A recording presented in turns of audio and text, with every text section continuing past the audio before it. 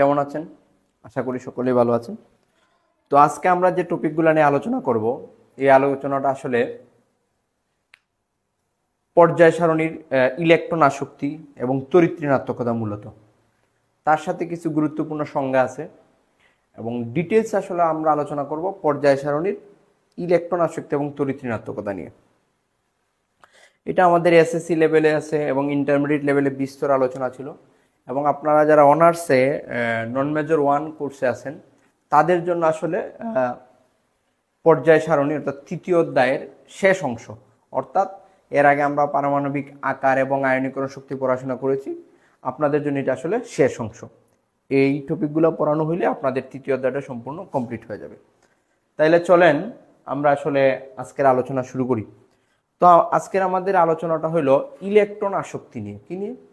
Electron. প্রথমে আমরা আলোচনার জন্য আসলে কি কি টপিক রাখছি একটু দেখি। প্রথমে আমরা রাখছি যে ইলেকট্রন আসক্তি কাকে বলে, তারপরে রাখছি এই জায়গায় ইলেকট্রন আসক্তি আসলে পর্যায় সারণীতে ইলেকট্রন আসক্তি কিভাবে পরিবর্তিত হবে এবং কোন কোন মৌলের পরমাণুর আকারের সাথে ইলেকট্রন আসক্তির সম্পর্ক কিরূপ, এই বিষয়গুলো নিয়ে আলোচনা করা হবে। তারপরে দুই একটা ব্যতিক্রম দেখা যাবে। এই ব্যতিক্রমের মধ্যে আছে ফ্লুরিন অপেক্ষা ক্লোরিনের ইলেকট্রন আসক্তি বেশি কেন, আরো দুই একটা ব্যতিক্রম আছে, আমি আলোচনায় বলবো। তারপরে আছে বেরিলিয়াম, ম্যাগনেসিয়াম, নাইট্রোজেন এবং নিষ্ক্রিয় গ্যাস। আমরা জানি ইলেকট্রন আসক্তির মান ঋণাত্মক হয়, তবে এটা ধনাত্মক কেন, তড়িৎ ঋণাত্মকতা কাকে বলে, ফ্লুরিনই পর্যায় সারণীর তড়িৎ ঋণাত্মক মৌল এবং এইগুলা। স্যার আমরা আজকে যে বিষয়গুলো আলোচনা করব এগুলো সবগুলোই পরীক্ষায় আসার জন্য মতো প্রশ্ন। তো পরীক্ষায় আসার মতো প্রশ্নগুলা এই জন্যই আসলে আমরা এগুলা আলোচনা করতেছি। তো মনোযোগ সহকারে দেখেন। তো প্রথমে যে টপিকটা আছে সেটা ইলেকট্রন আসক্তি।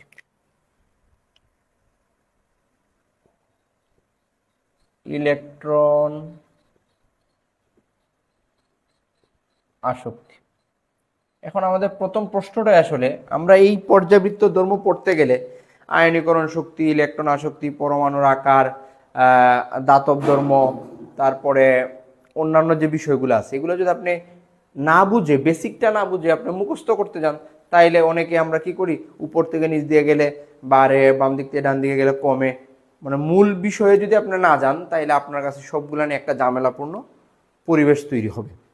তো আসলে আগে আমরা বইয়ের সংজ্ঞায় যাওয়ার আগে আগে আসলে আমরা বুঝতে চেষ্টা করি যে ইলেকট্রন আসক্তি আসলে কি। আমি আপনাদের প্রথমে গত ক্লাসে বলছিলাম যে পারমাণবিক আকারের ক্রম পারা মানে অন্য সবগুলো আপনি সহজে পারবেন। তা আমরা পড়ছিলাম পারমাণবিক আকারের ক্রম পড়ার পরে পড়ছিলাম যে আয়নীকরণ শক্তি।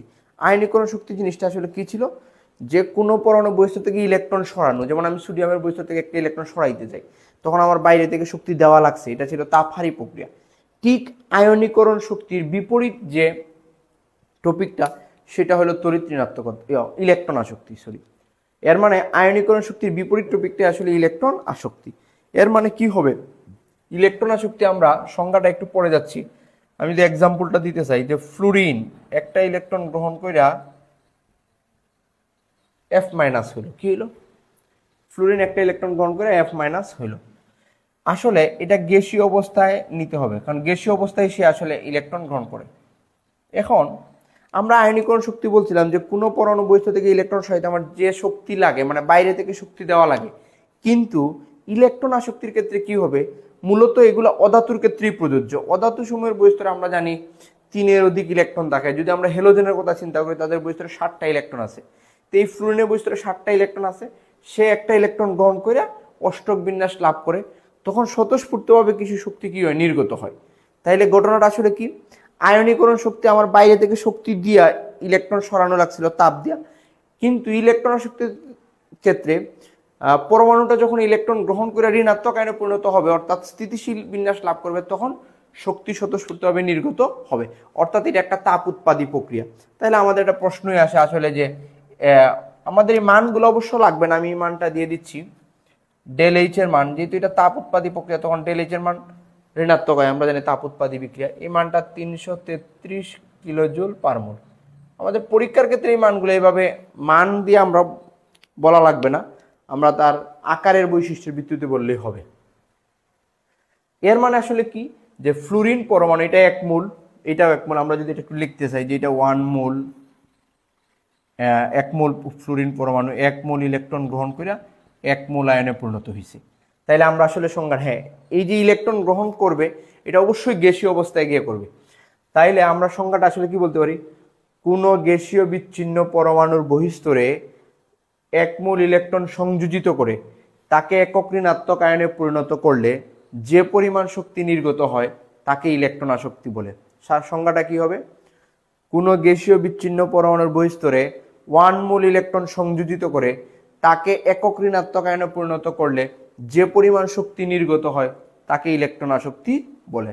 আমার মনে হয় সংজ্ঞাটা আমি এই জায়গায় না লিখলেও আবার হচ্ছে, আমি নোটে আপনাদের তো নোট দিব, নোটে লেখা থাকবে, অথবা আপনারা আমার কথা শুনেও লিখতে পারতেছেন। তাইলে আসলে ইলেকট্রন আসক্তি কি, কোনো গ্যাসীয় বিচ্ছিন্ন পরমাণু বহিঃস্তরে 1 মোল ইলেকট্রন সংযোজিত করে তাকে একক ঋণাত্মক আয়নে পরিণত করলে যে পরিমাণ শক্তি নির্গত হয় তাকে ইলেকট্রন আসক্তি। একক মানে একটা ইলেকট্রন গ্রহণ করলে যে পরিমাণ শক্তি নির্গত হয় সেটাকে আসলে বলা হয় প্রথম ইলেকট্রন আসক্তি।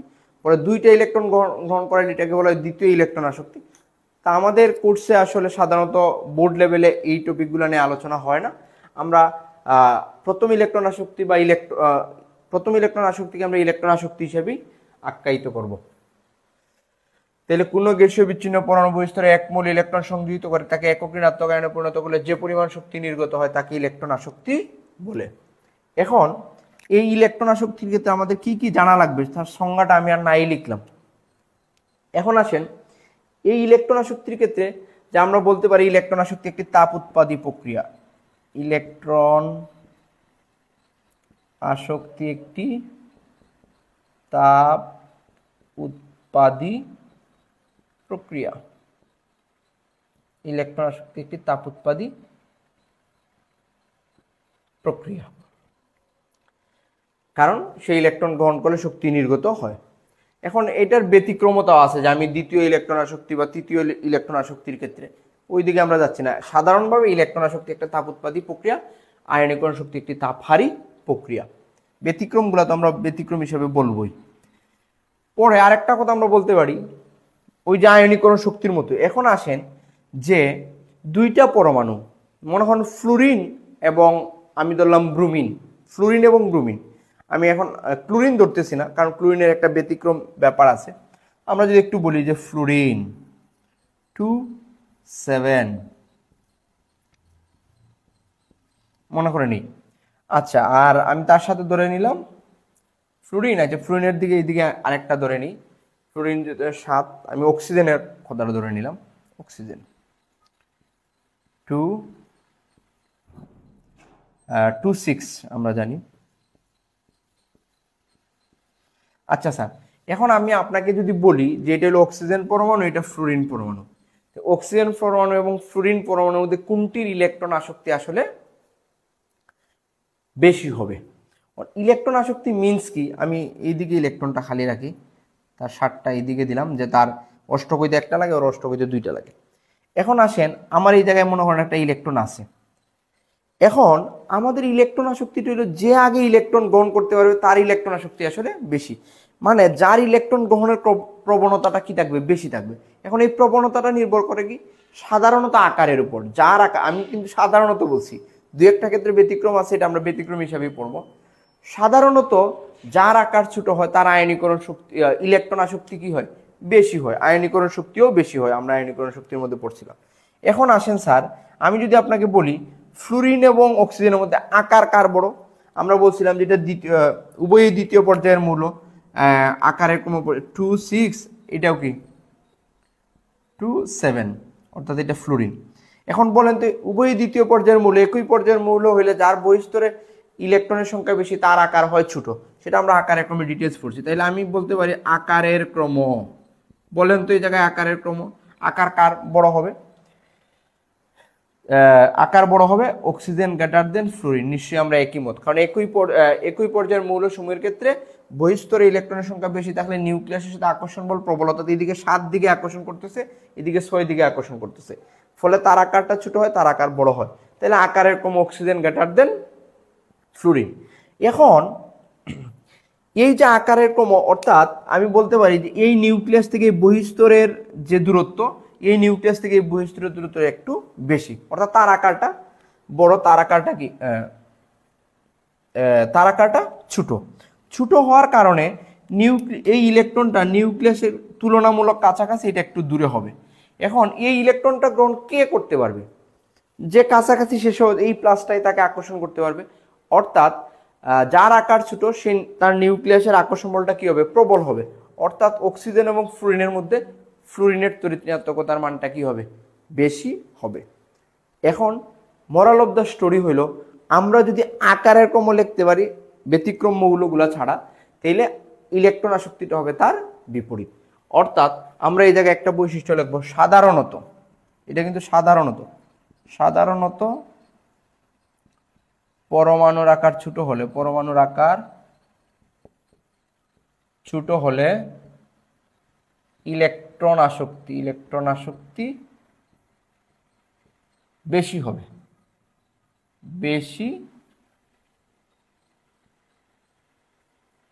মানে ইলেকট্রন আসক্তির মানটা কি হবে? বেশি হবে। তাইলে আমরা আকারের ক্রম পারা মানেই আসলে আমরা ইলেকট্রন আসক্তির ক্রম পারবো।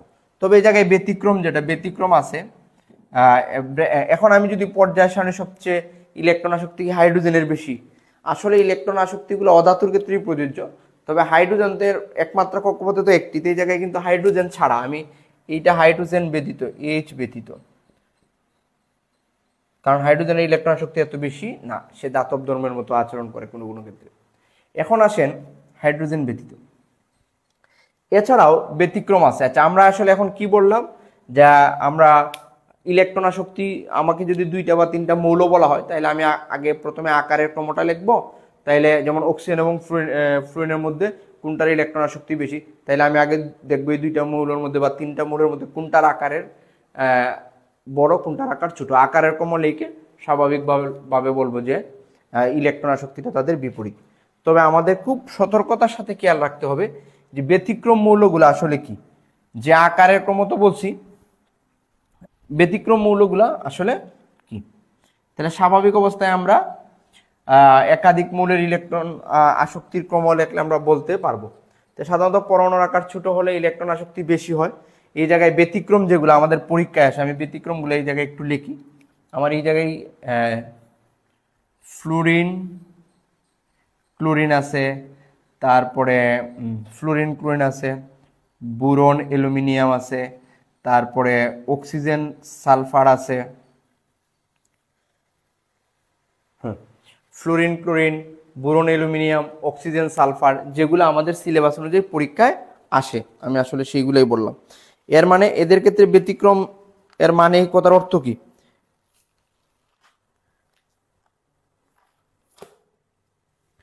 একটা নাইট্রোজেন ফসফরাস আমরা দিতে পারি, নাইট্রোজেন এবং ফসফরাস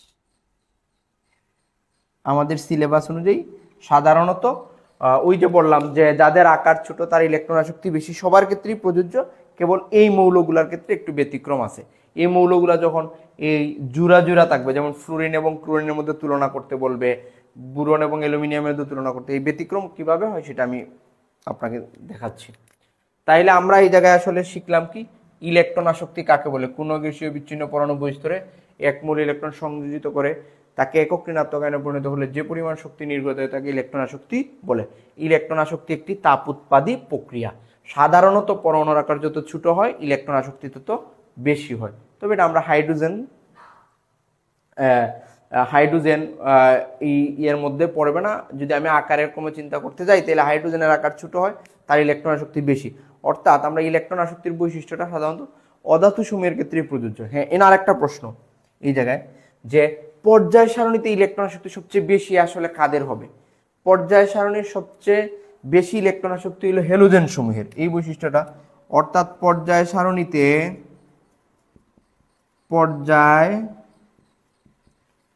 সারণীর 17 নং গ্রুপের মৌলসমূহের ইলেকট্রন আসক্তি সবচেয়ে বেশি হবে, কারণ তাদের সবার বহিস্তরে 7টা ইলেকট্রন আছে, তারা সহজে ইলেকট্রন গ্রহণ করে স্থিতিশীল হইতে যাবে। আর সবচেয়ে কম হবে পর্যায় সারণী 17 নং গ্রুপের ইলেকট্রন আসক্তি সবচেয়ে কি হবে, আমি ব্যতিক্রমগুলো একটু মুছে ফেলি। পর্যায় সারণী 17 নং গ্রুপের মৌলগুলোর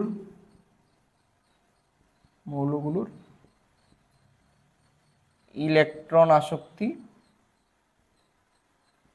সর্বাধিক হবে, মানে বেশি হবে, সর্বাধিক হবে, কারণ ওদের বহিস্তরে 7টা আছে, একই পর্যায়ের বাম দিক থেকে ডান দিকে গেলে আকার ছোট হয়, সেই জন্য তারা গ্রহণ করতে পারে। এবং সবচেয়ে কম হবে আরেকটা যদি আমি বলি, পর্যায় সারণীর 1 নং গ্রুপের মৌলগুলোর ইলেকট্রন আসক্তি সর্বনিম্ন হবে, সর্বনিম্ন। এখন প্রশ্ন হলো কেন সর্বনিম্ন? কারণ এদের বহিস্তরে একটা ইলেকট্রন আছে, এরা তো ইলেকট্রন গ্রহণ করতে চাইবে না, এরা যত সম্ভব ইলেকট্রন ত্যাগ করলেই আসলে তাদের সুবিধা। ওদের আয়নীকরণ শক্তি কম হবে, মানে ওরা ইলেকট্রন গ্রহণ করতে চাবে না। 1 নাম্বার গ্রুপের মৌলগুলোর বহিস্তরে একটা করে ইলেকট্রন আছে, তো ধাতুগুলো ইলেকট্রন ত্যাগ করে আমরা জানি, সে আর অন্য ইলেকট্রন গ্রহণ করতে চাইবে না, সুতরাং তার ইলেকট্রন আসক্তির মান সবচেয়ে কি হবে, কম হবে। মানে যার ইলেকট্রন গ্রহণের প্রবণতা বেশি তার ইলেকট্রন আসক্তি আসলে বেশি। তাইলে আমরা এই টপিকটা বুঝতে পারছি, আমরা ইলেকট্রন আসক্তি কাকে বলে। এখন আমি যদি বলি পর্যায় সারণীতে ইলেকট্রন আসক্তি কিভাবে পরিবর্তিত হয়, ঠিক সে আকারের কথাটা আমরা মাথায় আনি। একই গ্রুপের উপর থেকে নিচ দিয়ে গেলে আকার বাড়ে, আকার বাড়লে ইলেকট্রন আসক্তি কমবে। একই পর্যায়ের বাম দিক থেকে ডান দিয়ে গেলে আকার কমে, মানে ইলেকট্রন আসক্তি বাড়ে। পর্যায় সারণীতে ইলেকট্রন আসক্তি কিভাবে পরিবর্তিত হয়, মানে মোটামুটি আকারের ক্রমের বিপরীত, দুই একটা ব্যতিক্রম ছাড়া। এখন আসেন এই ব্যতিক্রমগুলাই পরীক্ষায় একটু বেশি আসে। আপনাদের জন্য পরীক্ষায় ইম্পর্টেন্ট হলো ব্যতিক্রমগুলা, কারণ আমরা তো সবাই নর্মালি জানি যে আর আকার ছোট ইলেকট্রন আসক্তি বেশি, কিন্তু ব্যতিক্রমটা দিয়ে আপনাকে কনফিউশন তৈরি করবে। তো দেখেন ফ্লুরিন অপেক্ষা ক্লোরিনের ইলেকট্রন আসক্তি বেশি কেন? তো এই ফ্লুরিন অপেক্ষা ক্লোরিন, এটা ব্যতিক্রম। আমরা জানি ফ্লুরিনের আকার ছোট, ক্লোরিনের আকার বড়, তো নিয়মে ফ্লুরিনের ইলেকট্রন আসক্তি কি হওয়ার কথা ছিল, বেশি হওয়ার কথা ছিল, কিন্তু না, এই জায়গায় ক্লোরিনের ইলেকট্রন আসক্তি বেশি হবে। তাইলে এই ব্যতিক্রমের মধ্যে কি কি পড়ে আসলে? ফ্লুরিন ক্লোরিন পড়বে, তারপরে আছে এগুলো জুড়ায় জুড়ায় আমরা আসলে বিবেচনা করব। অক্সিজেন সালফার আছে, তারপরে বুরন অ্যালুমিনিয়াম আছে, তারপরে নাইট্রোজেন ফসফরাস আছে, নাইট্রোজেন ফসফরাস। অর্থাৎ এটা দ্বিতীয় পর্যায়ে, এটা তৃতীয় পর্যায়ে। দ্বিতীয় পর্যায়ে একই গ্রুপের, এটা এখন 17 নম্বর গ্রুপ, এটা 16 নম্বর গ্রুপ, এটা 13 নম্বর গ্রুপ, এটা 15 নম্বর গ্রুপ। অর্থাৎ এই গ্রুপগুলোর ক্ষেত্রে দ্বিতীয় এবং তৃতীয় পর্যায়ের মৌলের ক্ষেত্রে এই ব্যতিক্রমটা দেখা যায়। তবে আপনাদের পরীক্ষায় বেশিরভাগই আসে ফ্লুরিন এবং ক্লোরিন নিয়ে, এগুলো আমাদের কাছে ব্যতিক্রম। চলেন আসলে এই ব্যতিক্রম কেন বা কিভাবে সেটা আমরা আসলে একটু দেখি।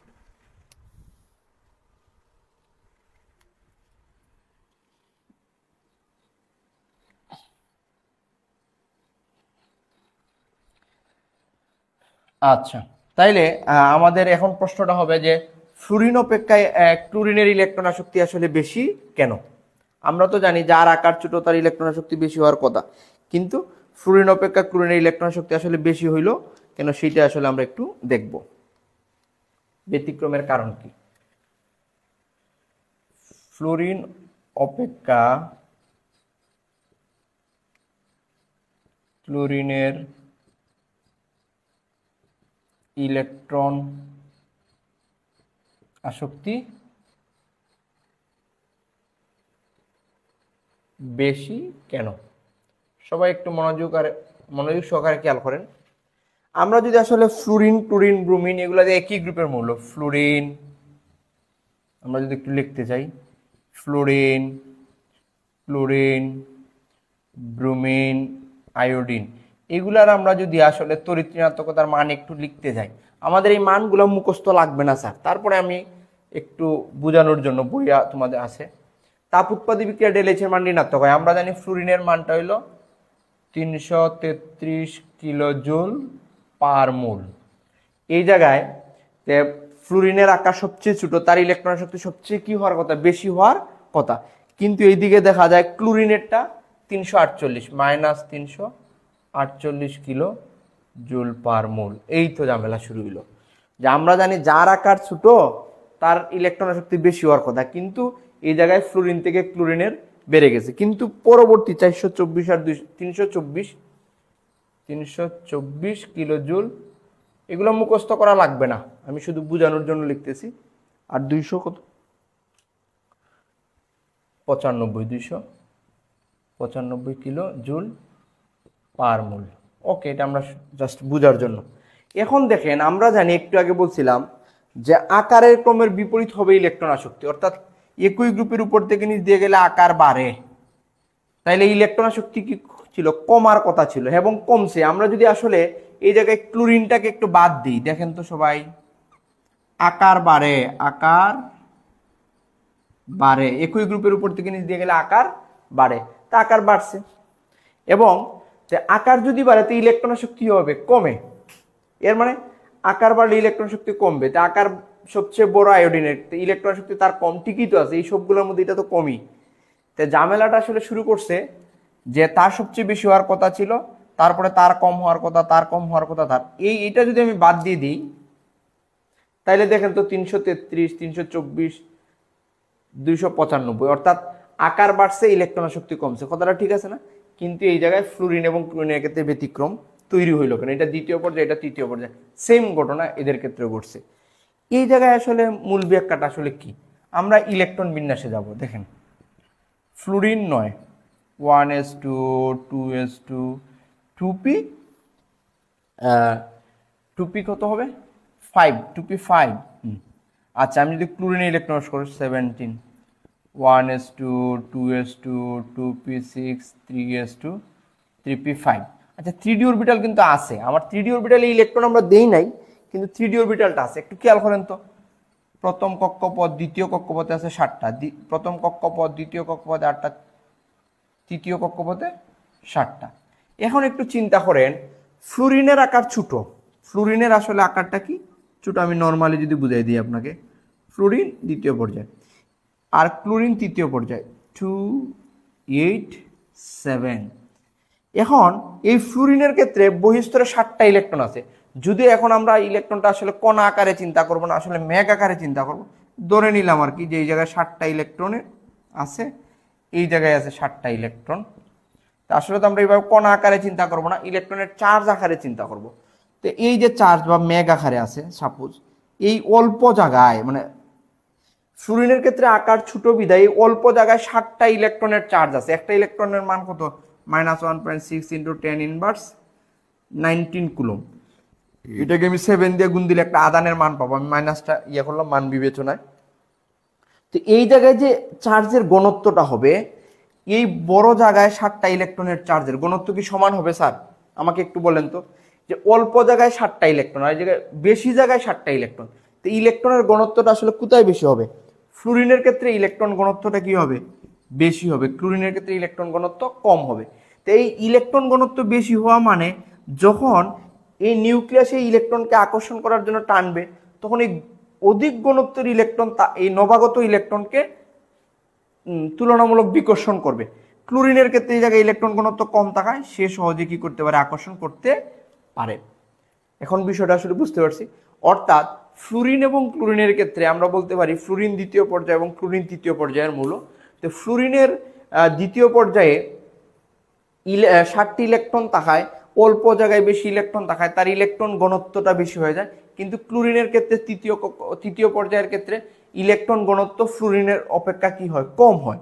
তো এই বহিস্তরের এই ইলেকট্রন ঘনত্ব, নবাগত ইলেকট্রন ঘনত্বকে ক্লোরিনের ক্ষেত্রে যতটুকু বিকর্ষণ করে, ফ্লুরিনের ক্ষেত্রে বিকর্ষণ মানটা তুলনামূলক বেশি হয়। সেই কারণে আসলে এই ফ্লুরিন যখন ইলেকট্রন গ্রহণ করতে চায়, এই বিকর্ষিত ইলেকট্রনের কারণে এই মানটা, এই বিকর্ষণের কারণে সে সহজেই আর ইলেকট্রন গ্রহণ করতে পারে না, অর্থাৎ ক্লোরিনের মতো পারে না। এই আসলে মূলত ব্যতিক্রম। এটাকে একটু গভীরে গিয়ে যদি আমরা সুন্দরভাবে ব্যাখ্যা দিই, একটু দেখেন, এই যে ফ্লুরিনের ক্ষেত্রে বহিস্তরে আসলে এই জায়গায় এস অরবিটাল 1 ভাগে বিভক্ত, আমরা জানি পি অরবিটাল 3 ভাগে, px, py, pz। মোট কয়টা অরবিটাল? 4টা। অর্থাৎ ফ্লুরিনের দ্বিতীয় স্তরে, এটা একটু গভীরে গিয়ে ব্যাখ্যা দিলে, অথবা আগে যেরকম বলছি সেইভাবে বললে হবে, 4টা অরবিটালে 7টা ইলেকট্রন থাকে। কিন্তু ক্লোরিনের ক্ষেত্রে এস 1 ভাগে বিভক্ত, পি 3 ভাগে বিভক্ত এবং ডি 5 ভাগে বিভক্ত। আমরা জানি dxy, dyz, dz, মোট 9টা অরবিটাল। একটু দেখেন স্যার, অর্থাৎ ক্লোরিনের ক্ষেত্রে 9টা অরবিটালে থাকে 7টা ইলেকট্রন, আর ফ্লুরিনের ক্ষেত্রে 4টা অরবিটালে থাকে, অরবিটালের মতো জায়গায় থাকে 7টা ইলেকট্রন।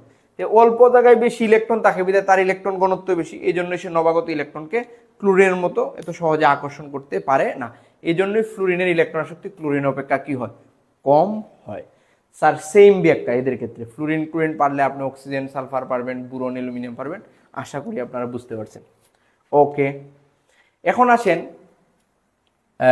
বেরিলিয়াম, ম্যাগনেসিয়াম, নাইট্রোজেন এবং নিষ্ক্রিয় গ্যাসের ইলেকট্রন আসক্তির মান ধনাত্মক কেন? এতক্ষণ আমরা পড়লাম যে আসলে ইলেকট্রন আসক্তির মান হবে ঋণাত্মক, তাহলে এদের আবার ধনাত্মক কেন? ধনাত্মক তো হয় কি আয়নীকরণ শক্তি, ইলেকট্রন সরাইতে আমার যে শক্তি লাগে। স্যার এই ধনাত্মক এবং ঋণাত্মক বিষয়টা আসলে আমি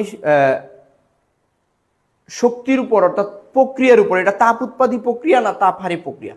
এই যে অধাতুগুলো আছে ফ্লুরিনগুলো তার নিজস্ব প্রয়োজনেই, তার সারটা আছে, সে একটা ইলেকট্রন গ্রহণ করে স্বতঃস্ফূর্তভাবে স্থিতিশীল হইতে যায়, তখন শক্তি অটোমেটিক কি হয়, নির্গত হয়। কিন্তু কেউ যদি স্থিতিশীল থাকে, সে কি আর চাইবে অন্য একটা ইলেকট্রন গ্রহণ করতে? তখন সে আর অন্য ইলেকট্রন গ্রহণ করতে চাইবে না। এখন আপনি যদি তাকে ইলেকট্রন গ্রহণ করাইতে চান, তো বাইরে থেকে শক্তি দেওয়া লাগবে। আমরা যখন বাইরে থেকে শক্তি দিব, পরমাণু সাপেক্ষে সেটা হচ্ছে শক্তি শোষণ। তো পরমাণু যে শক্তি শোষণ করে আমরা জানি সেটা তাপহারী প্রক্রিয়া, তাপহারী প্রক্রিয়া ডেলেজ কি হবে, ধনাত্মক হবে। এখন আমরা পরীক্ষায় আসলে এই উত্তরটা আমরা কিভাবে লিখব, যে বেরিলিয়াম, ম্যাগনেসিয়াম, নাইট্রোজেন কি কি বলেন তো, বেরিলিয়াম, ম্যাগনেসিয়াম এবং নাইট্রোজেন এবং নিষ্ক্রিয় গ্যাস। আচ্ছা আমরা যদি মনে করেন বেরিলিয়ামের কথা বলি, বেরিলিয়াম 4 1s2 2s2। তো এই যে বেরিলিয়ামের 2 অরবিটাল বা s অরবিটালটা পূর্ণ আছে, অর্থাৎ স্থিতিশীল অবস্থায় আছে। আমি এইভাবে ম্যাগনেসিয়াম বলতে পারি, অথবা নিয়ন, যে কোনো একটা নিষ্ক্রিয় গ্যাসের কথা বলি, নিয়ন 10 1s2 2s2 2p6 2 এবং 8, ওরা স্থিতিশীল অবস্থায় আছে। যেহেতু এরা স্থিতিশীল অবস্থায় আছে, মানে 2s2 মানে স্থিতিশীল কাঠামো। এখন আপনি যদি তাকে জোর করে ইলেকট্রন গ্রহণ করাইতে যান, সে এমনি এমনি ইলেকট্রন গ্রহণ করবে না। এখন আপনি যদি জোর করে তাকে ইলেকট্রন গ্রহণ করাইতে চান, এই ইলেকট্রনটা তাকে গ্রহণ করাইতে চান, অর্থাৎ ইলেকট্রন গ্রহণ করাই মানে বেরিলিয়াম আছে নিরপেক্ষ, তাকে ইলেকট্রন গ্রহণ করাইয়া বেরিলিয়াম মাইনাস করতে যান, আসলে তো এরকম হয় না। যেমন নাইট্রোজেন, যে ম্যাগনেসিয়াম -1 করাইতে চাই, তখন আসলে এমনি এমনি সে ইলেকট্রন গ্রহণ করতে চাইবে না, তখন আমাকে বাইরে থেকে ফোর্স দিয়ে তাকে, তারা বরং আরো স্থিতিশীলতা নষ্ট হবে। এই যে 2s2 আছে অথবা 2p6 আছে, তখন তার স্থিতিশীলতা নষ্ট হবে, সে স্বতঃস্ফূর্তভাবে ইলেকট্রন গ্রহণ করতে চাইবে না। অর্থাৎ বেরিলিয়াম, ম্যাগনেসিয়াম, নাইট্রোজেনের 2p3 এটাও অর্ধপূর্ণ এবং স্থিতিশীলতা, এবং নিষ্ক্রিয় গ্যাসের ক্ষেত্রে বহিঃস্তরের ইলেকট্রন তুলনামূলক স্থিতিশীল থাকে, আর এই স্থিতিশীল কাঠামোর জন্য সে স্বতঃস্ফূর্তভাবে ইলেকট্রন গ্রহণ করতে চায় না। তাই তাকে ইলেকট্রন গ্রহণ করাইতে হলে বাইরে থেকে শক্তি প্রয়োগ করা লাগে, অর্থাৎ আমাকে বাইরে থেকে শক্তি দিতে হবে। আমি বাইরে থেকে শক্তি দেওয়া মানে পরমাণু সাপেক্ষে সে শক্তি শোষণ করলো, আর এই শক্তি শোষণ যদি সে করে, তখন তার জন্য এটা কি তাপহারী প্রক্রিয়া, তাপহারী প্রক্রিয়া ডেলিজ ধনাত্মক হয়, অর্থাৎ তখন তার ডেলিচের মান ধনাত্মক হবে। আশা করি আপনারা বুঝতে পারছেন যে ইলেকট্রন আসক্তির মান ধনাত্মক কেন। অর্থাৎ সে নিজে ইলেকট্রন গ্রহণ করার তার কোনো দরকার নাই, সে স্থিতিশীল আছে, কিন্তু আমরা চাচ্ছি তাকে জোর কইরা ইলেকট্রন গ্রহণ করতে। আমাকে জোর কইরা ইলেকট্রন গ্রহণ করাই দিলে বাইরে থেকে আমাকে ইলেকট্রনটা প্রবেশ করাইতে হবে, ফোর্স দেওয়া লাগবে। আমি ফোর্স দেওয়া মানে পরমাণুটা ফোর্স গ্রহণ করা, ফোর্স গ্রহণ করা মানে তাপহারী প্রক্রিয়া, সে শক্তি শোষণ করতেছে, তখন ডেলেজ কি হবে, ধনাত্মক হবে। আশা করি বুঝতে পারছেন। অর্থাৎ তাদের স্থিতিশীল কাঠামোর জন্য সে স্বতঃস্ফূর্তভাবে ইলেকট্রন গ্রহণ করতে চাইবে না, আমরা বাইরে থেকে শক্তি দিলে তার স্থিতিশীলতা নষ্ট হয়, এবং বাইরে থেকে শক্তি দিতে গেলে আমাকে বাইরে থেকে শক্তি দিতে গেলে তার স্থিতিশীলতা নষ্ট হয়। এই জন্যই আসলে ইলেকট্রন আসক্তির মানটা কি হবে, ধনাত্মক হবে। আমরা বাইরে থেকে শক্তি দেওয়া মানেই তাপহারী প্রক্রিয়া, পরমাণুর জন্য এটা তাপহারী প্রক্রিয়া হয়ে যায়। আশা করি আমরা আসলে ইলেকট্রন আসক্তির আলোচনাটা এই জায়গায় বুঝতে পারছি। আমি একটু মুছে বলি, ইলেকট্রন আসক্তি কাকে বলে বুঝতে পারছি, পর্যায় সারণীতে ইলেকট্রন আসক্তি কীভাবে পরিবর্তিত হয় সেটা বুঝতে পারছি। ব্যতিক্রমের প্রশ্নটা অবশ্যই পারবো, এটাই পরীক্ষায় বেশি আসে। বেরিলিয়াম, ম্যাগনেসিয়ামের ইলেকট্রন আসক্তির মান ধনাত্মক কেন, আশা করি এটা বুঝতে পারছি। এটা আমি এক্সাম্পল হিসাবে দিছিলাম যে আসলে আকার উপর থেকে নিচ দিয়ে গেলে আকার বাড়ে, তখন ইলেকট্রন আসক্তি কমার কথা, কিন্তু ফ্লুরিন এবং ক্লোরিনের ক্ষেত্রে ব্যতিক্রম কেন হইল।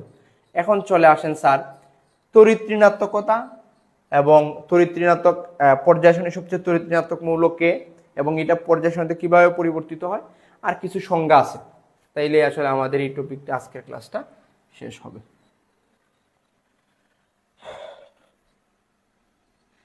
আপনারা নোটে সবগুলা পেয়ে যাবেন। আচ্ছা, তাহলে আমরা ইলেকট্রন আসক্তি পড়ে ফেলছি। আমি সংজ্ঞাটা লিখি নাই, আপনারা আমার কথা শুনেও লিখতে পারবেন। তড়িৎ ঋণাত্মকতা। এখন আসেন, তড়িৎ ঋণাত্মকতা জিনিসটা আসলে কি, আমরা এর আগে নিশ্চয়ই পড়ছি। এখন এই তড়িৎ ঋণাত্মকতা আসলে কে আবিষ্কার করলেন? 1932 সালে বিজ্ঞানী পুলিং, আসলে আমরা বাংলায় লিখে আমি যদি একটু বলতে চাই, 1932 সালে বিজ্ঞানী পুলিং আসলে ইংরেজিতে এটা উচ্চারণটা ছিল PAULING, পুলিং। উনি আসলে এই তড়িৎ ঋণাত্মকতার ধারণা দেন। এখন তড়িৎ ঋণাত্মকতা আসলে কি?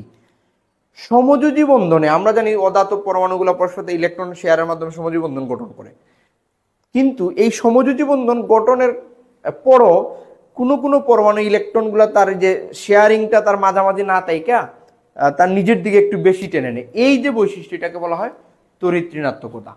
তড়িৎ ঋণাত্মকতার সংজ্ঞাটা কি? সমযোজী বন্ধনে শেয়ারকৃত ইলেকট্রন যুগল, সমযোজী বন্ধনে শেয়ারকৃত ইলেকট্রন যুগল কোনো পরমাণু কর্তৃক নিজের দিকে আকর্ষণ করার ক্ষমতাকে তড়িৎ ঋণাত্মকতা বলে। এখন এই তড়িৎ ঋণাত্মকতা বিজ্ঞানী পোলিং তার স্কেল অনুযায়ী কিছু তড়িৎ ঋণাত্মক পরমাণুর মান দিছেন। আমরা সংজ্ঞাটা কি তড়িৎ ঋণাত্মকতার যদি আমি একটু বলি, যে সমযোজী বন্ধনের শেয়ারকৃত ইলেকট্রন যুগল, আমি একটা এক্সাম্পল দেখতে চাই। যে স্যার আমরা সবার পরিচিত যৌগ হাইড্রোজেন এবং অক্সিজেন ইলেকট্রন শেয়ার করছেন, কিন্তু এই শেয়ারকৃত ইলেকট্রন যুগল অক্সিজেনের তড়িৎ ঋণাত্মকতা বেশির কারণে সে তার নিজের দিকে একটু বেশি টেনে নেয়, ফলে সেটা হয় মাইনাস, সে হয় কি প্লাস। অর্থাৎ পানি পুলার যৌগ, সেটা আমরা আগে থেকে জানি এবং নবম দশম শ্রেণী পড়ে আসছি। তো এই জায়গায় সেম ঘটনাটা ঘটতেছে, অর্থাৎ সে হবে প্লাস আর সে হবে কি মাইনাস। অক্সিজেনের চার্জের মানে আমরা 2 ডেল দিতে পারি, বা ডেল্টা দিয়ে আসলে চার্জ ঘনত্ব বুঝাই। সেম মনে করেন HF এর ঘটনা যদি আমরা বলি, বা HCl এর ঘটনা বলতে পারি, হাইড্রোজেন ক্লোরাইড, এই জায়গায় এটা হয় মাইনাস, সেটা হয় প্লাস। এখন প্রশ্ন হলো কেন হয় এগুলো হয় তড়িৎ ঋণাত্মকতার মানের পার্থক্যের কারণে। এখন তড়িৎ ঋণাত্মকতা কাকে বলে? সমযোজী বন্ধনের শেয়ারকৃত ইলেকট্রন যুগল কোনো পরমাণু কর্তৃক নিজের দিকে আকর্ষণ করার ক্ষমতাকে তড়িৎ ঋণাত্মকতা বলে। এখন এই যে অক্সিজেন এবং হাইড্রোজেন, তারা এখন এই তড়িৎ ঋণাত্মকতার কিছু মৌলের আমাদের মান মুখস্থ করা লাগবে। অক্সিজেনের মান 3.5, হাইড্রোজেনের মান 2.1, কার্বনের 2.5,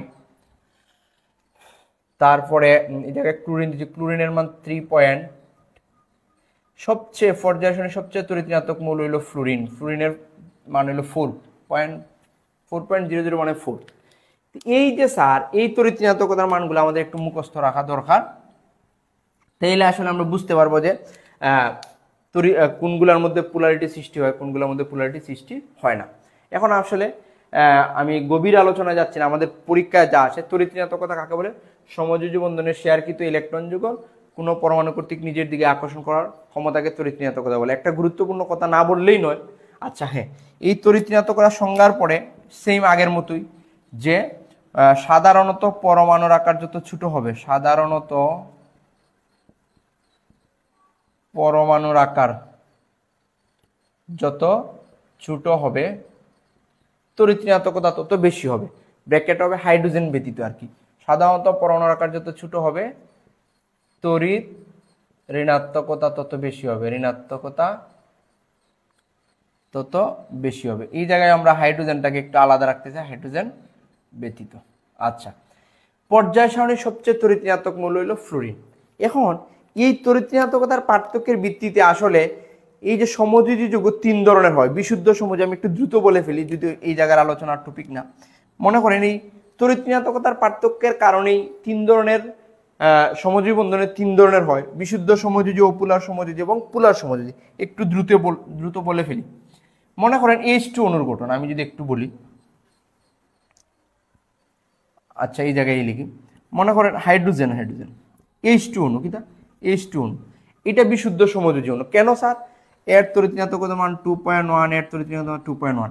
আমি যদি এটা বিয়োগ করি তো এই মানটা হচ্ছে 0। তো তে একই ধরনের দুইটা পরমাণু এই যে শেয়ারকৃত ইলেকট্রন যুগল, তারা কি কেউ টানাটানি করবে? দুইজনের তড়িৎ ঋণাত্মকতার মান সমান, সুতরাং এটা বিশুদ্ধ সমযোজী। এর প্লাস মাইনাস সৃষ্টি হওয়ার প্রবণতা নাই। এই যে আয়নিক যৌগের প্লাস মাইনাস সৃষ্টি হওয়ার প্রবণতার নাম আসলে পোলারিটি, অর্থাৎ সমযোজী যৌগের প্লাস মাইনাস সৃষ্টি হওয়ার প্রবণতার এই নামটাকে বলা হয় পোলারিটি। এখন আসেন, এটা হলো গিয়ে বিশুদ্ধ সমযোজী যৌগ। এখন এরকম বিশুদ্ধ সমযোজী যৌগ কারা আছে? অন্যান্য মৌলিক অণুগুলা, যেমন Cl2, Br2, এইভাবে মৌলিক অণু যেগুলো আছে সেগুলো আসলে বিশুদ্ধ সমযোজী বন্ধন। আমরা বলতে পারি এটা কি বিশুদ্ধ সমযোজী বন্ধন। এখন আসেন অপুলার, যেমন মিথেনের মধ্যে কি প্লাস মাইনাস হয় না? এই অপুলার সমযোজী যৌগগুলো গ্যাসীয় পদার্থ হয়। বিশুদ্ধ সমযোজী এবং অপুলার